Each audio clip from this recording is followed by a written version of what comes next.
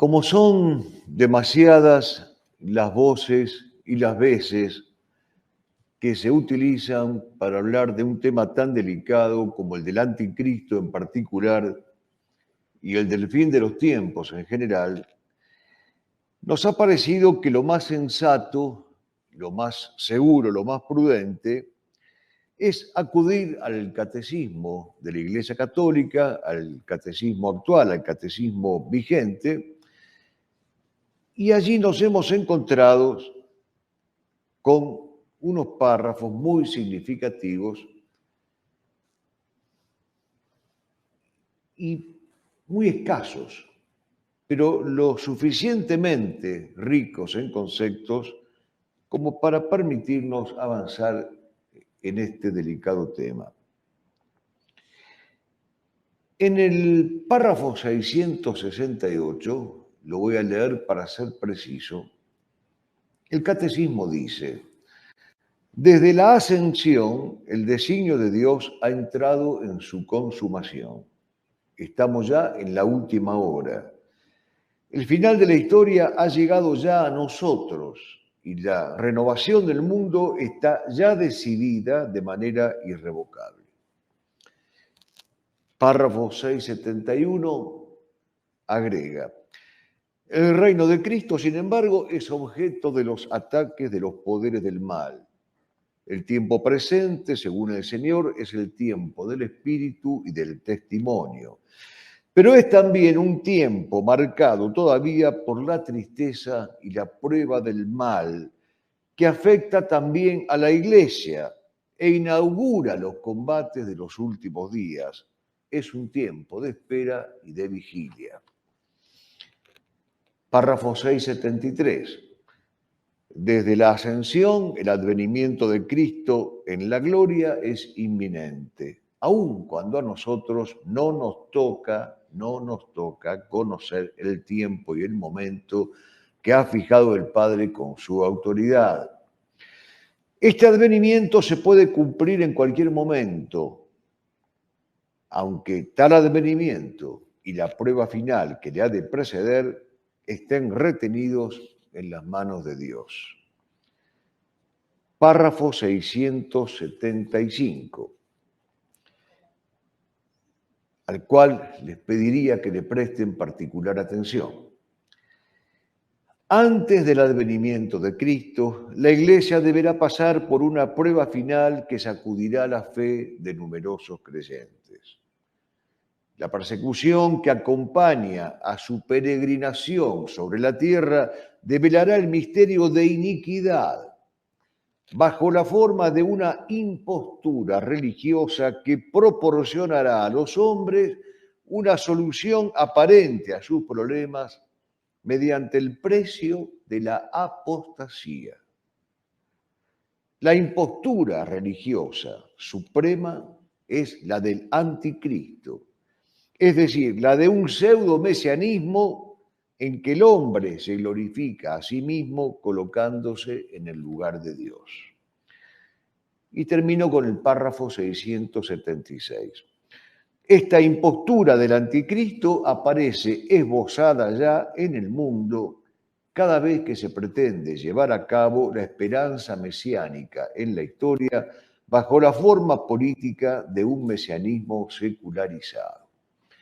Repito y reitero y subrayo que estos párrafos están tomados del Catecismo Universal de la Iglesia, vigente y presente, y que lo he hecho deliberadamente para evitar que sobre estos temas hablemos invocando apariciones o videntes o revelaciones particulares o documentos inescrutables.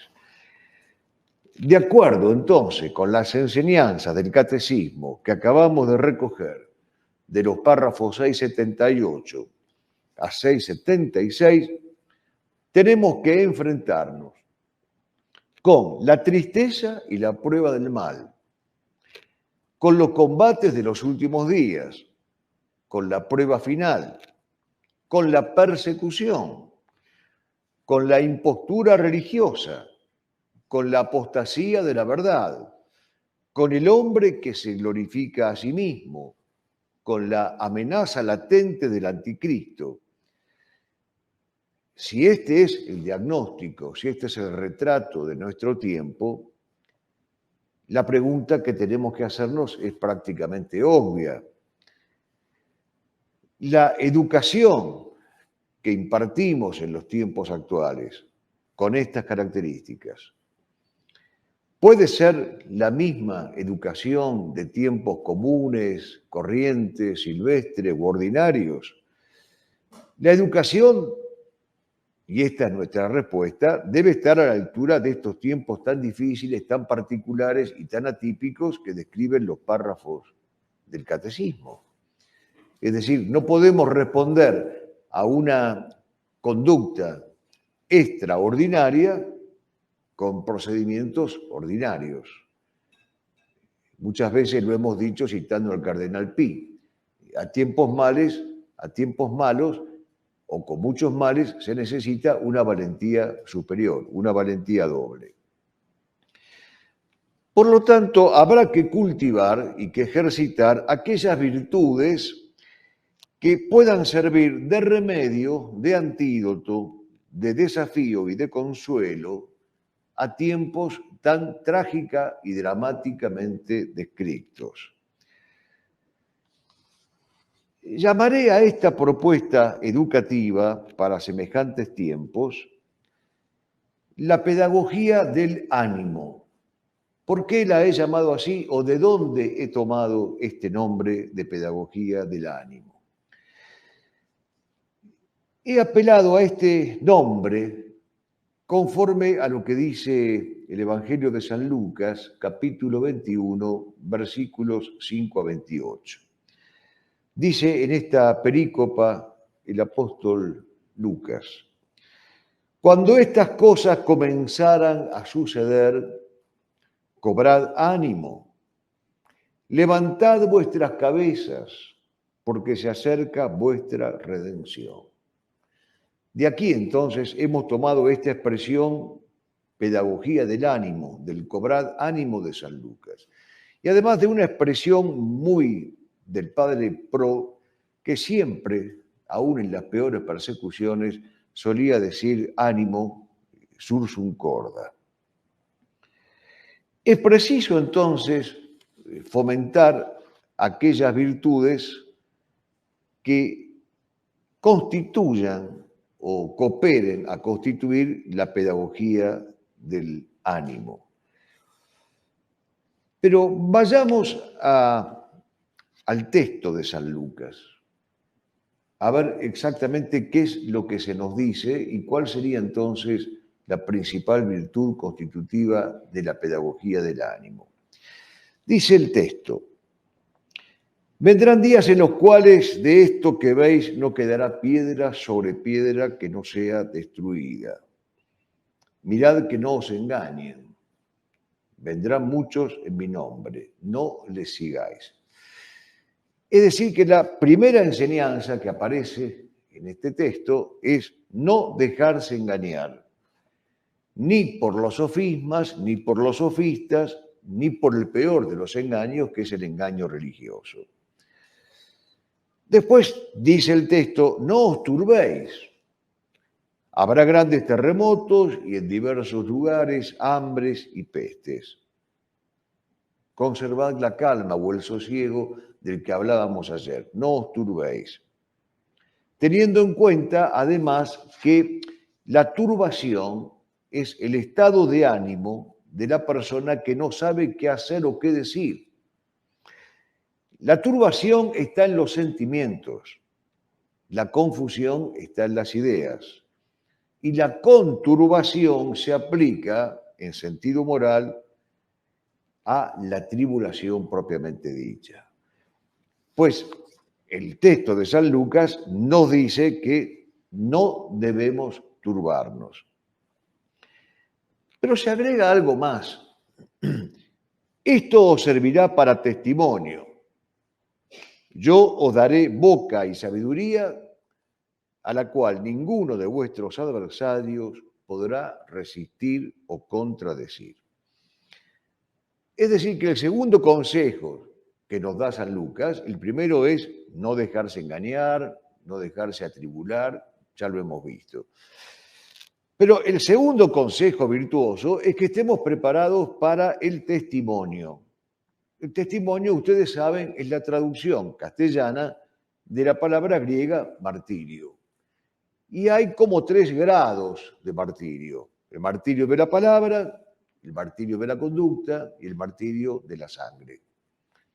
Aquí lo que se nos plantea es clarísimo. Tenemos que estar preparados para el martirio en su triple acepción. En tercer lugar, la perícopa de San Lucas nos dice que hay que tener confianza absoluta en el poder difusivo de la sabiduría divina. Confianza absoluta. El Señor pondrá en nuestras bocas palabras que no podrán ser refutadas, no por nuestra ciencia, no por nuestra sabiduría, sino por la asistencia divina que recibamos en un momento tan especial, en un momento tan crucial, en un momento de incertidumbre, si se quiere. En cuarto lugar, lo que se deduce de este texto de Lucas es que es preferible la verdad en soledad al error en compañía. Una de las mejores consignas que le hemos aprendido a Santa Teresa de Jesús. En quinto lugar, se nos habla de la perseverancia, la firmeza y la constancia en el modo de ser y de obrar en la verdad.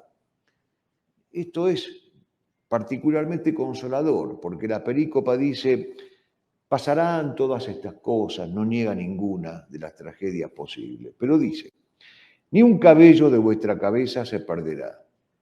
En vuestra perseverancia salvaréis vuestras almas.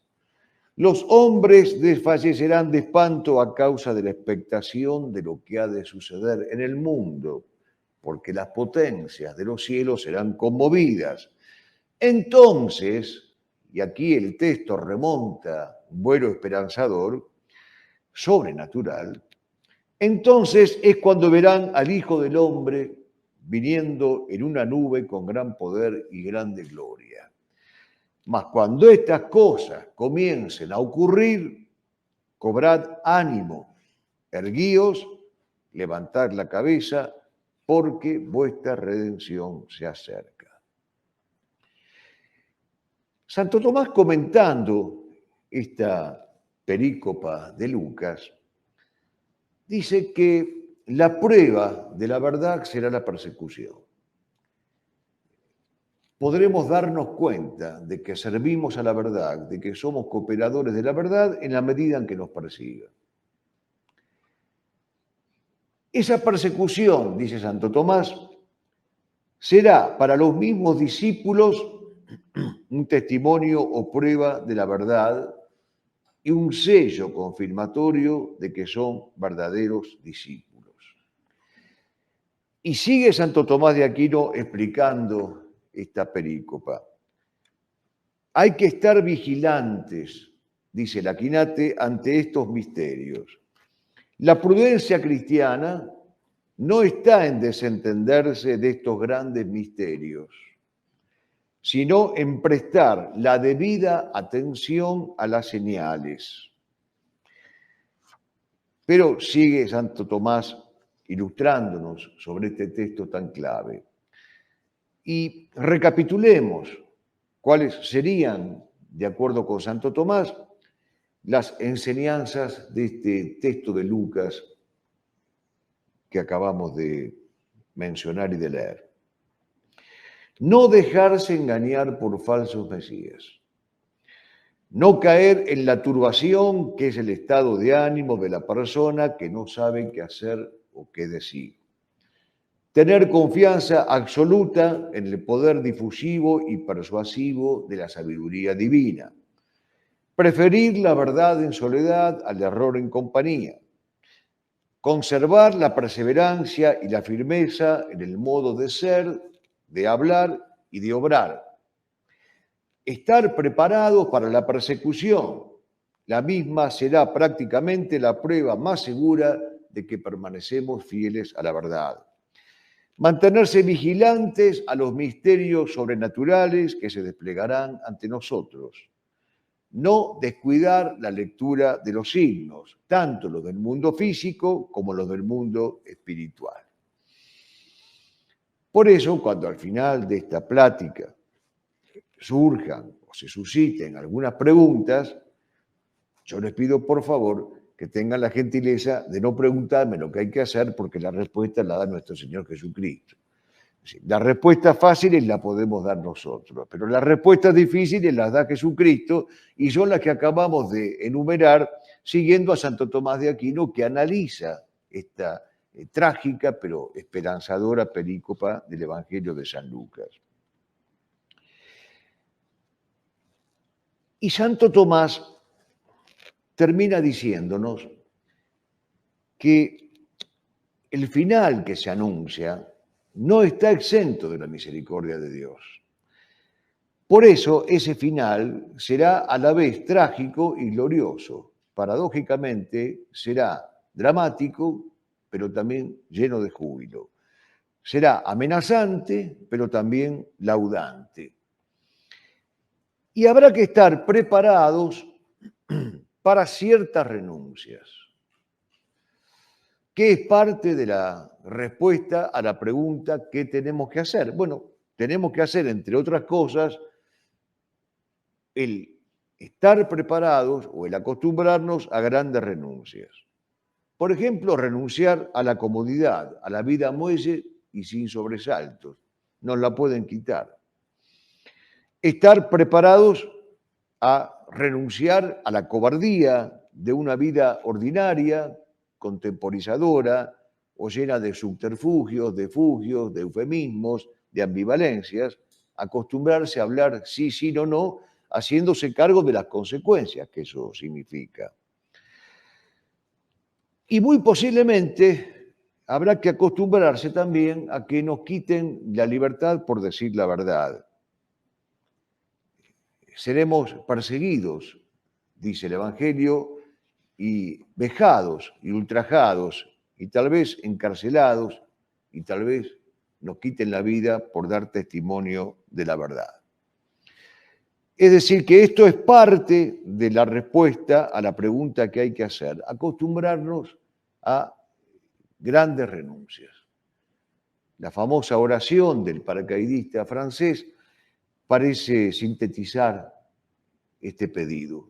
Dame, Dios mío, lo que te queda, dame lo que jamás se te pide. No te pido el reposo, ni la tranquilidad, ni la del alma, ni la del cuerpo. Dame, Dios mío, lo que te queda, dame lo que se te rechaza, pero dame también la esperanza, la fortaleza y la fe. El padre Castellani no podía estar ausente en la interpretación de esta perícopa y dice que tengamos en cuenta que en la Sagrada Escritura se toma muchas veces la cabeza como sinónimo de la inteligencia. Por lo tanto, cuando se nos dice levantad vuestras cabezas, equivale a decirnos levantad vuestra inteligencia hacia los goces de la patria celestial. Y cita el padre Castellani un texto de San Eusebio en el que claramente la cabeza, la señal física de la cabeza, está asociada a la inteligencia. Cuando hayan pasado todas estas zozobras materiales, seremos reanimados. Los que andábamos abatidos seremos reanimados. Y levantaremos nuestras cabezas que en otro tiempo fueron humilladas. El padre Castellani, citando a San Ambrosio, nos consuela diciendo: pasarán las tinieblas de nuestras tristezas y empezarán a brillar con gran claridad los días del sol eterno. Y citando a San Gregorio, dice algo todavía más esperanzador: y si se conmueven todas las cosas, la fe de los fieles no faltará. Las fuerzas del infierno no prevalecerán. La iglesia de los fieles subsistirá. conforme a aquello que dice el Eclesiastés, mi tierra subsiste eternamente. Castellani termina su comentario a su manera, jocosa como siempre, diciendo, sobrecoge el ánimo imaginarse a ese grupo de pobres pescadores galileos mirando a Jericó, rodeándolo a Jesús y escuchando salir de sus labios, a la manera de relámpagos que rompen la noche del futuro, palabras tan graves. Dice Castellani, qué humorismo el de nuestro Señor. Claro, para ti, Señor, es fácil decir, alegraos y regocijaos, tú eres Dios. Nos están diciendo que sucederán las peores calamidades y después nos dices, alegraos y regocijaos. Para ti es sencillo, pero para nosotros que somos pobres pecadores no es tan fácil. Ahora, Castellani dice, las catástrofes que se anuncian pueden ser físicas y espirituales. Pueden ser símbolos físicos de dramas espirituales, pero para todas ellas hay que estar preparadas. El sol se oscurecerá, tal vez quiera decir que la verdad religiosa se oscurecerá, porque muchas veces el sol es en la Escritura sinónimo de la verdad religiosa. Que la luna se pondrá sangrienta quiere decir que la ciencia humana dejará de brillar, porque muchas veces en la Sagrada Escritura la luna aparece como analogable a la ciencia humana. Que las estrellas caerán del cielo significa que los sabios, los doctores, las jerarquías eclesiásticas sucumbirán, apostatarán, porque el universo físico no está separado del universo espiritual. Estas dos realidades no son sino como dos rostros de la misma y única realidad. En consecuencia, después de todo lo dicho, estemos con los ojos bien abiertos para ver los signos. Mirad la higuera. Es famoso este texto evangélico. Mirad la higuera. Cuando reverdece, vosotros sabéis que está cerca el verano. Cuando veáis que comienzan estas cosas, sabed que está cerca vuestra redención.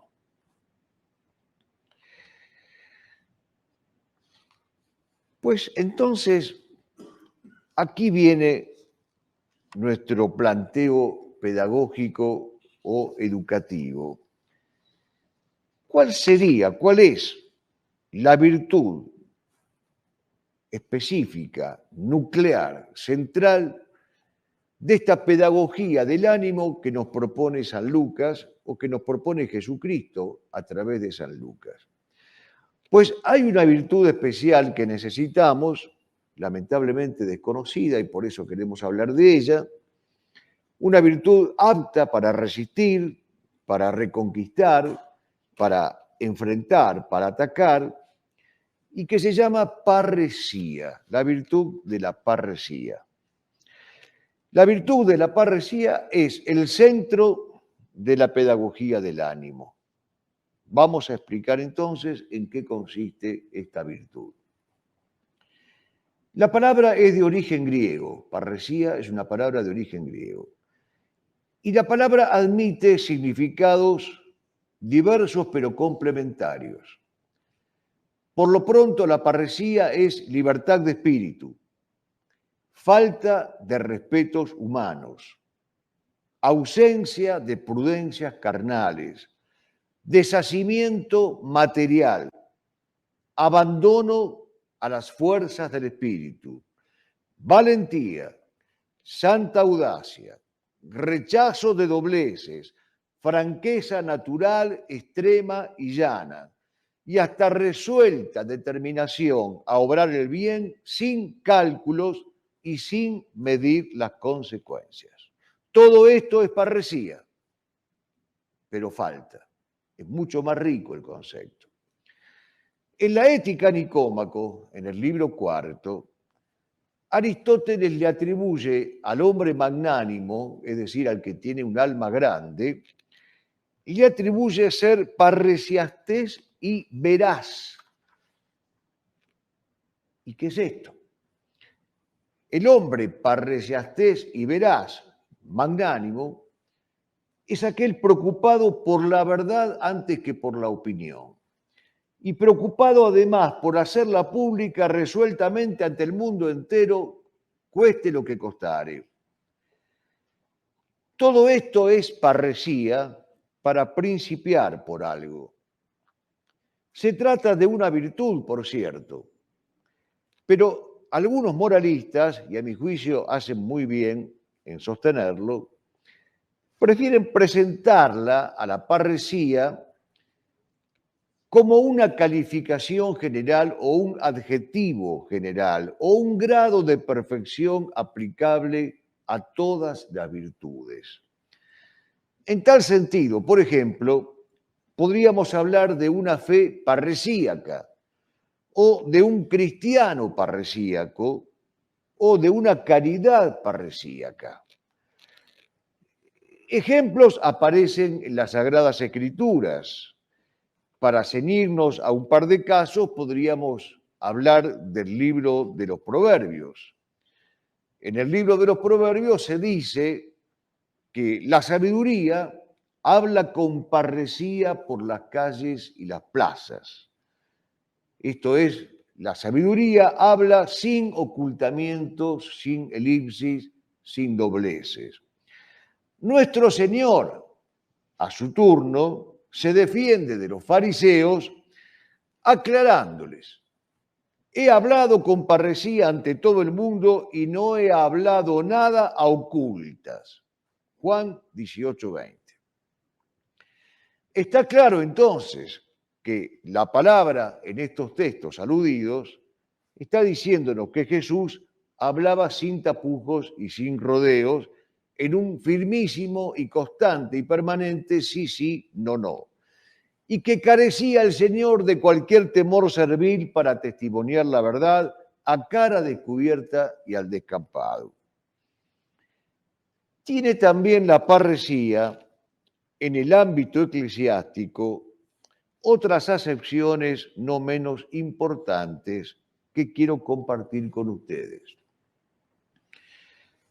Puede usarse la expresión para hablar del señorío del creyente, de la aristocracia del testigo y del tránsito de la servidumbre a la condición de amigos y de familiares de Dios. Esto es de un gran consuelo para nosotros, sobre todo para aquellos que hemos sufrido la muerte de seres queridos, de seres próximos. Verán por qué. Hay algo de santa altivez y de agraciado talante en quien goza de este preciado atributo de la parresía. Se llega a él tras un camino o un itinerario que tiene mucho de ascesis o de purificación. Por eso mismo, para algunos padres de la Iglesia, lo propio del hombre nuevo, vencido ya los daños y las debilidades del hombre viejo, es presentar dos características. La primera, la serenidad o el control de las pasiones. La segunda, la familiaridad y amistad con lo divino, que eso es la parresía. Pues aquí hemos llegado a un punto importantísimo. Una acepción capital de esta virtud desconocida de la parresía es la familiaridad y amistad con lo divino. ¿Acaso sea este último sentido, mis queridos amigos, de la palabra parresía, el que más nos haya impresionado cuando empezamos a estudiar este tema?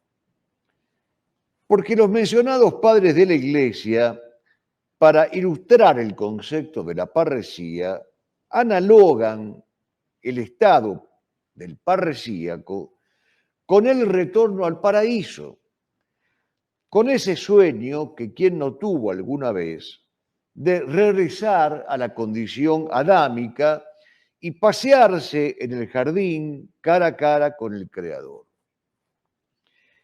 Los grandes profetas tuvieron en algún momento de su despliegue visionario esta facultad del parentesco divino, que en metáfora de Anzoátegui consiste en la posibilidad de quedarse con Dios de sobremesa.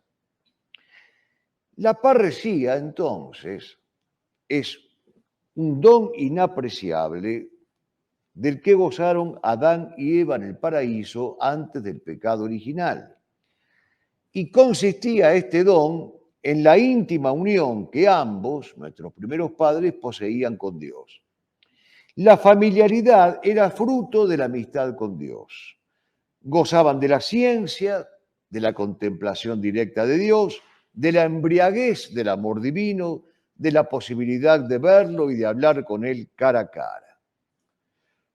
Nuestros primeros padres, por la parresía, viven en la cumbre y en el gozo de la intimidad divina.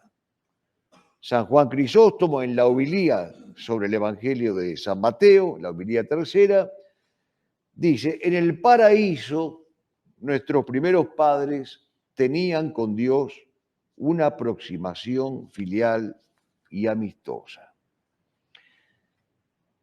Esto quiere decir, y por eso yo antes hablaba del gran consuelo de esta sección de la parresía, que cuando se nos muere un ser querido y nosotros tenemos la humana certeza moral de que está en el cielo, de que por sus méritos, por sus merecimientos, por sus cruces, ha merecido estar a la derecha del Padre, cuando tenemos esta certeza, por supuesto que no podemos evitar el irrefrenable e inmenso dolor humano que sentimos ante esa pérdida.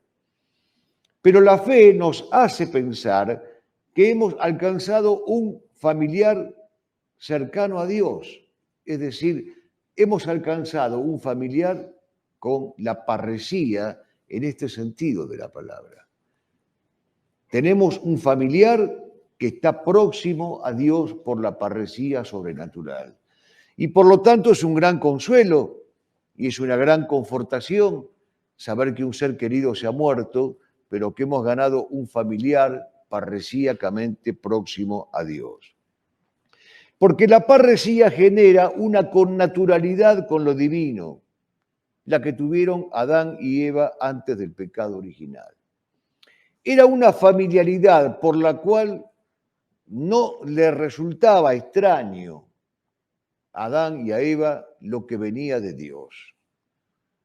Dios había invitado a Adán y a Eva a participar de su vida íntima, a formar con las fuerzas celestes un canto incesante, una armonía musical, un himno. Justamente esta última palabra es la que emplea San Gregorio Nacianceno comentando a los salmos. Si por la parresía, la vida de nuestros primeros padres era una vida ígnica, laudante, jubilosa, cultual, llena de gozo, completa. Adán conocía a Dios de un modo más familiar que nosotros, llegando a ser su conocimiento como un puente entre el conocimiento celeste y el conocimiento terreno. Así lo explica Santo Tomás en la primera parte de la Suma, en la cuestión 94. Una de las pruebas de la familiaridad que Dios le da a Adán es que lo autoriza a ponerle el nombre a las cosas. Colocar el nombre, signar, denominar, indica señorío y aristocracia.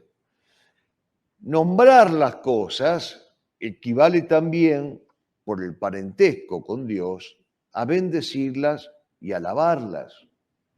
Por eso no se puede bendecir cualquier cosa ni alabar cualquier cosa. Pero la mayor prueba de la familiaridad o parresía con Dios es que Dios le dio a Adán una esposa y la posibilidad de forjar un hogar. El pecado original quebró la parresía, pero cuidado, no nos desanimemos, no entremos en tribulaciones, porque Cristo vino a restaurar la parresía al precio de su propia sangre. Por eso que no es casual este texto de nuestro Señor. En adelante, el que cumple la voluntad de Dios, ese será mi hermano, esa será mi hermana, esa será mi madre. Es decir, Cristo restaura un concepto de familiaridad parresíaco. E insisto, es un gran consuelo para nosotros saber que por la muerte victoriosa de nuestro Señor Jesucristo, la parresía o familiaridad con Dios, a pesar del pecado original y de sus consecuencias funestísimas, ha quedado también restaurada gracias a la resurrección victoriosa de nuestro Señor Jesucristo. Redondeemos entonces el concepto de parresía, virtud nuclear de la pedagogía del ánimo, porque hay que educar a nuestros hijos y alumnos parresíacamente. Hay que inculcarles la noción de parresía, la práctica de la parresía y todos los inmensos tonos, grados y posibilidades que tiene esta riquísima y vastísima virtud. Redondeemos, decíamos, el concepto de parresía, remitiendo a esa expresión de Anzoátegui aplicada a Santa Teresa de Jesús, que es quedarse con Dios hablando de sobremesa. Dice Anzoátegui de Santa Teresa de Jesús: monja andariega y abadesa andante, que en el servicio de Nuestra Señora alanceabas molinos y carneros. Tú, princesa y fregona y mendicante, tú que sabías acertar la hora en que Dios fiscaliza a los pucheros, tú que después, hablando mano a mano, te quedabas con él de sobremesa y era casi tu hermano, aquel que te llenaba la cabeza de angelerías y de fundaciones, y luego te partías a predicar canciones y razones como jugando a las postrimerías. Teresa de Jesús, tú que supiste sobrellevar el éxtasis y el dardo, glorioso el pecho y la mirada triste, trémula el alma y el andar gallardo, tú, la de la divina paloma que al oído te dictaba sus lecciones de amor y de doctrina y de consuelo musical, en tanto la nube dibujaba un atril de marfil para tu canto. Tú, señora de toda gentileza, acógeme a tu abrigo. Teresa de Jesús, Madre Teresa, no me dejes estar solo conmigo. En el capítulo 10 de la carta a los Hebreos aparece un sinónimo del concepto de parresía, casi equivalente, y que por eso mismo quiero mencionar para completar este tema. En la carta a los Hebreos se hace una distinción con dos palabras griegas entre lo que sería hipomoné y hipóstole. El primer término se traduce normalmente por paciencia, perseverancia, constancia y energía imbatible.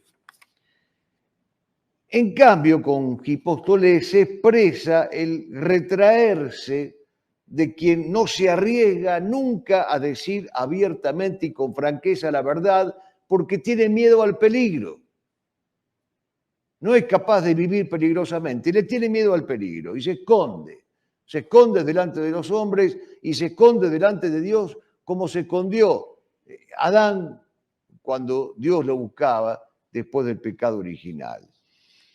Por lo tanto, lo que necesitamos es justamente dejar de escondernos de Dios y de los hombres, porque el espíritu de temor nos lleva a la perdición, y entregarnos dócilmente, virilmente, masculinamente, a lo que Dios nos pide.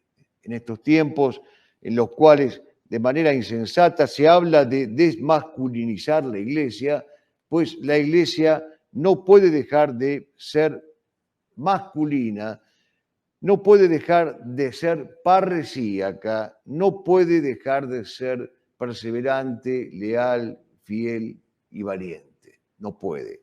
Y esta virtud es exigible por igual al varón y a la mujer.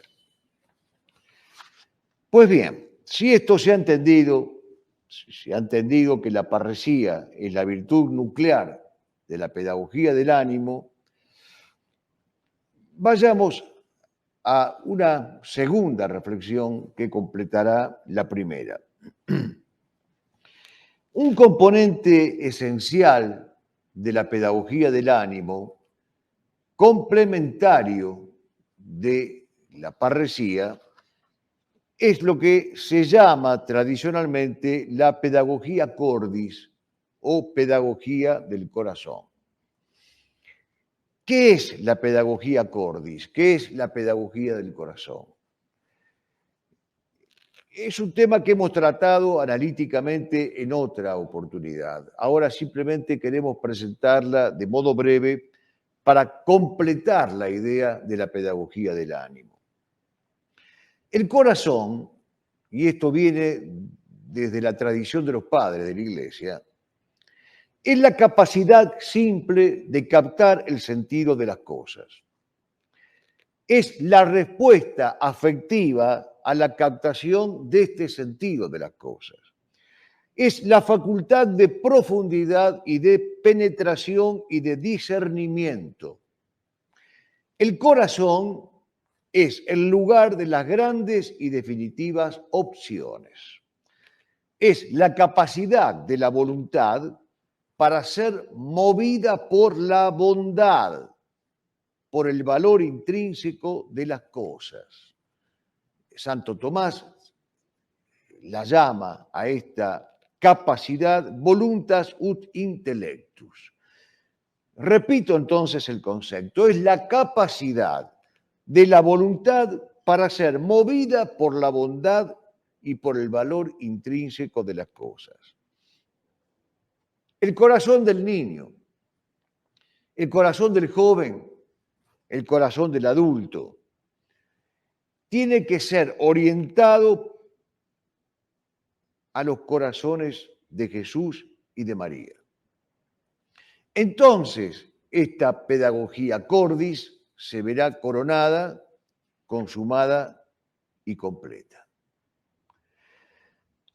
Para eso es necesario recuperar la sapiencialidad que quedó definida en la Sagrada Escritura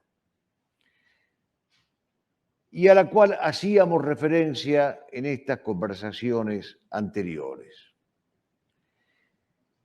Tiene Marcel Clément un original y precioso libro, prologado por Roger Bernox, que se llama La sed de la sabiduría. Es una verdadera historia de la inteligencia humana que recorre los siglos, desde los presocráticos hasta el presente. Al llegar al final, escribe Clément, esa sed de sabiduría no ha sido apagada por el agua que ella misma ha extraído. No, esa sed no ha sido apagada. La sabiduría real, auténtica, afirma el orden del mundo, el orden moral del hombre y el orden moral de la ciudad, e incluso la causa suprema y el soberano bien. La sabiduría de Dios es verdaderamente locura para el mundo. Si la inteligencia humana quiere llegar a la sabiduría, no debe perder la sed, ni el amor a la sed, ni la nostalgia de la sed. Parafraseando a Peter Kreeft, que consideró que el Eclesiastés es un libro de la vida precisamente porque confronta con toda honestidad con el hecho de la muerte, lo mismo podríamos decir nosotros del Dies Ira y en general de toda la poesía litúrgica dedicada a retratar y a describir las ultimidades de los tiempos. Es que una vez más habrá que recuperar y recordar el concepto de que el Apocalipsis es un libro de consuelo, no de amenazas, de esperanza y no de terror. Es en el Apocalipsis donde Jesucristo promete darle al que tenga sed gratuitamente de la fuente de agua viva. Está en el libro del Apocalipsis, capítulo 21, 1:6. Y el que tenga sed, venga. Y el que quiera, tome gratis. Gratis en esta época. ¿Hay algo gratis en esta época? Pues sí, la gratuidad eterna, amorosa, renovada y permanente de Dios. Sin pagar, gratis. El único requisito es tener sed.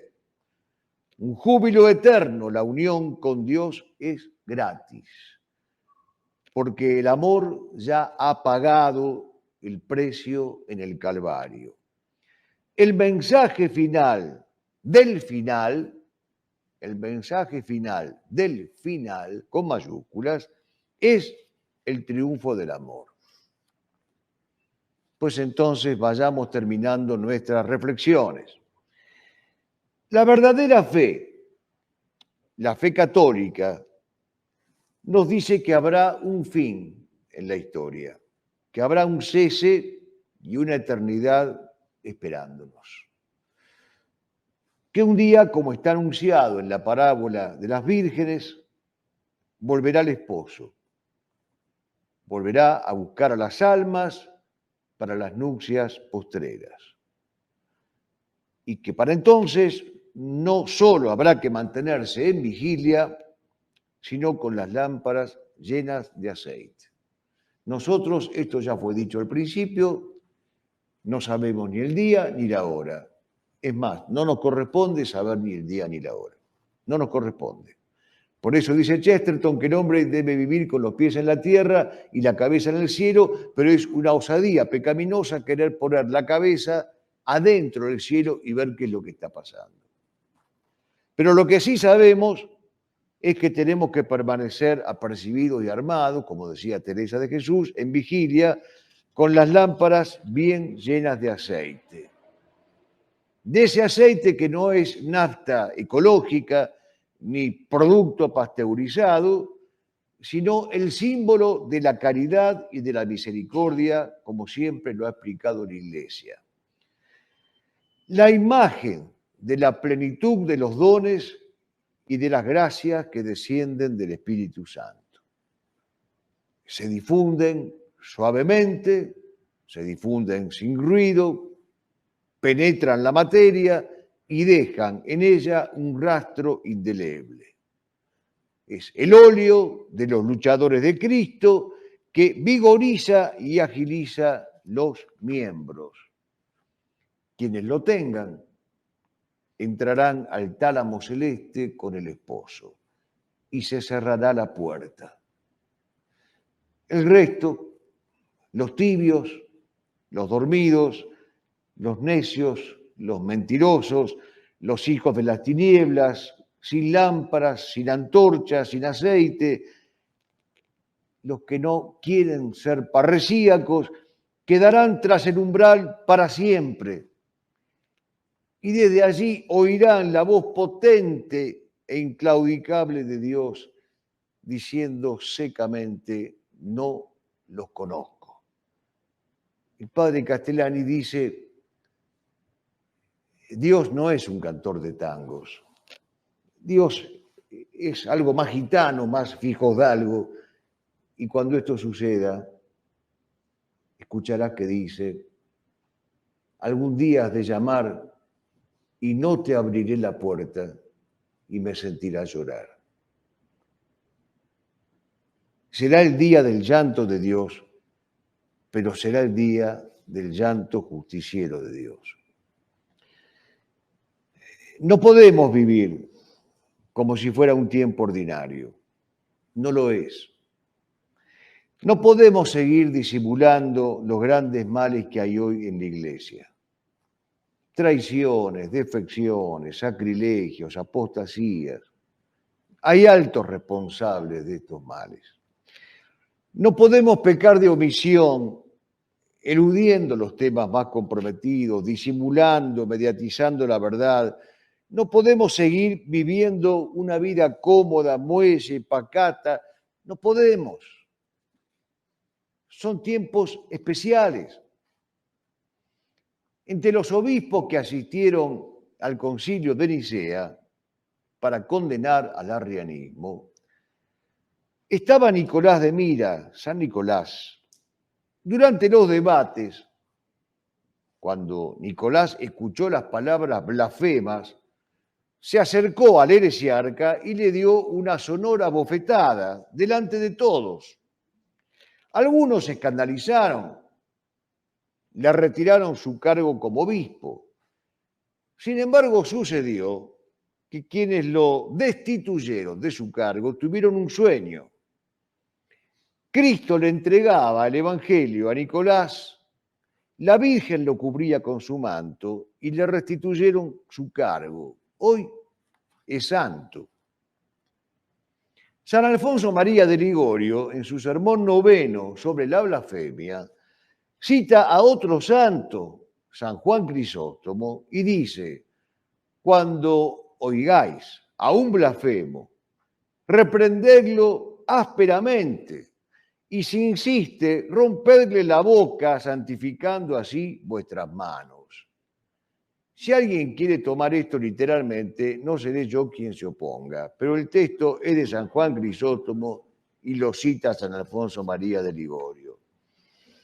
En conclusión, es preciso gastarse y desgastarse por Cristo. Es preciso atreverse, osar, combatir, ponerse al frente, estar en la vanguardia, proclamar la verdad desde los tejados, sabiendo que si nosotros callamos, tendrán que hablar las piedras. Y además, atreverse a proclamar la verdad parresíacamente, oportuna e inoportunamente.